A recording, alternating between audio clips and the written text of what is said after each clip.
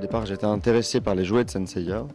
Et c'était plutôt pour les boîtes d'ailleurs, c'est-à-dire pour le design qui était utilisé sur les boîtes.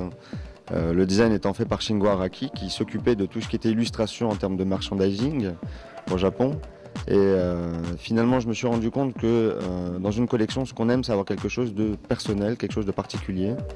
Et les cellulos n'existent qu'en un seul exemplaire.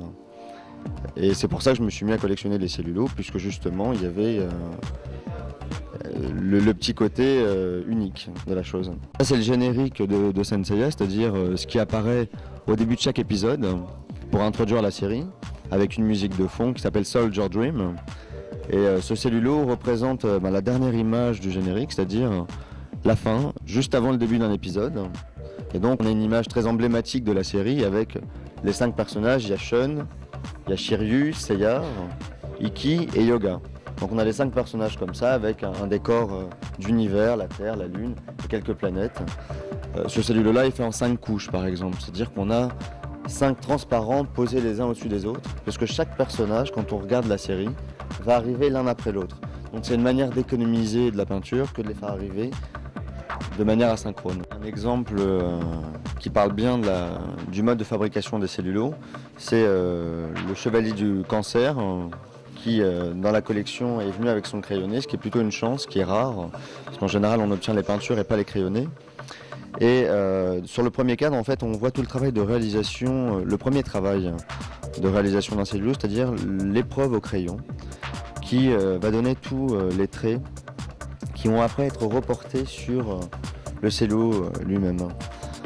Le crayonné au départ, c'est un peu ce qui a été expliqué pendant la durée de l'expo. Le crayonné au départ est fait uniquement avec un crayon noir et pas du tout de traits à la couleur. Aucune zone de couleur n'est dessinée au départ. Il est fait uniquement pour passer dans une espèce de photocopieuse qui va reproduire tous les traits noirs sur le cellulo. Après, une fois que ce travail est fait, c'est-à-dire que les traits noirs aient été imprimés, la personne qui a fait le crayonné le reprend et indique cette fois-ci avec des crayons de couleur les traits de séparation des zones de couleur qui vont arriver sur le cellulo final.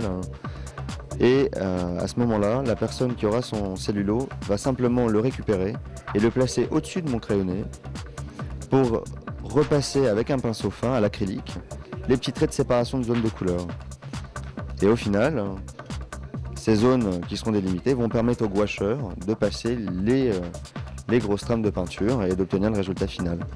De manière à économiser du temps et aussi à rester dans le budget de la réalisation d'un épisode, on a souvent une technique qui est utilisée, c'est la prise de vue avec plusieurs cellulos superposés. Alors ici, on a choisi de mettre 2 cadres pour montrer justement comment a été fait l'animation. Alors ici, on a la scène totale. On a le personnage ici, bouche ouverte, les yeux grands ouverts, et qui a l'air très interloqué. Donc cette scène globale ici, en fait, on ne s'en rend pas bien compte à la prise de vue, mais elle est faite de 4 couches. On a le décor, et après on a 3 couches de cellulo. Pourquoi il y a 3 couches ici? Parce qu'en fait, le personnage est immobile ici, et il va se mettre à parler, donc à ouvrir et fermer la bouche, et il va se mettre aussi à cligner des yeux. Ce travail-là, ça peut très bien se faire, c'est-à-dire ouvrir et fermer la bouche et ouvrir et fermer les yeux en restant avec un visage immobile. Et c'est justement pour ça qu'on a plusieurs couches. Donc dans le deuxième cadre, on a choisi de montrer juste une partie de la scène, c'est-à-dire la première couche, celle du visage, sur laquelle donc il n'y a plus les couches B et C, c'est-à-dire il n'y a plus les yeux ni la bouche. Et ici, en photocopie, on a juste un détail de ce qui reste sur les cellulos B et C, c'est-à-dire juste les yeux, juste la bouche. Et pour faire justement parler le personnage, on garde cette couche-là, et après on va superposer des couches B et C avec des yeux plus ou moins ouverts et une bouche plus ou moins fermée. C'est un travail cyclique après, de prise de vue, mais toujours avec un fond, c'est-à-dire le visage, qui va rester identique. Ça permet de gagner en temps et en argent. On a le designer de la série, en l'occurrence ici pour les épisodes et les openings, qui est Shingo Araki et Michi Himeno, le duo connu. Et ce duo-là va dessiner le premier et le dernier cellulo de la séquence. Et entre la première image, c'est un travail d'équipe. Une fois qu'on a le cellulo placé sur son décor, on va tout simplement photographier. Et on obtient une bobine en fait, qui une fois qu'elle est lancée à grande vitesse, donne l'illusion de mouvement, donc le dessin animé.